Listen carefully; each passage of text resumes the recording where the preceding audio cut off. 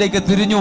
Bible പറഞ്ഞു, നിനക്ക് എന്തെല്ലാം നഷ്ടപ്പെട്ടാലും തകർന്നു പോയാലും അതിന് ഇരട്ടിയായി നിനക്ക് ഞാൻ തിരിച്ചു തരും, നിനക്ക് ഞാൻ തിരിച്ചു തരും. ചിലപ്പോൾ നമ്മൾ ചിന്തിക്കുന്നുണ്ട്, ഈ ജീവിതം ഇനി എത്ര നാൾ മുന്നോട്ട് പോകും, എന്റെ കുടുംബം നന്നായിട്ട് പോകുമോ, ഈ വ്യക്തിയൊക്കെ ഒന്ന് മാറി വരുമോ? ദൈവം പറഞ്ഞു, നിനക്ക് നഷ്ടപ്പെട്ടത് നിനക്ക് ഞാൻ ദൈവം തിരിച്ചു തരും. ആ ഒരു അനുഗ്രഹമാ എനിക്ക് നിങ്ങൾക്ക് വേണ്ടത്. തിരിച്ചു തരും. അടുത്ത വാക്യം, നിങ്ങൾ സമൃദ്ധമായി. എങ്ങനെ മനസ്സിലായില്ല? ആ വാക്ക് ഭയങ്കര വാക്കാണ്. നിങ്ങൾ സമൃദ്ധമായി കഷ്ടിച്ച് ആഹാരം കഴിക്കുന്നല്ല, നിങ്ങൾ സമൃദ്ധമായി ഭക്ഷിച്ച്.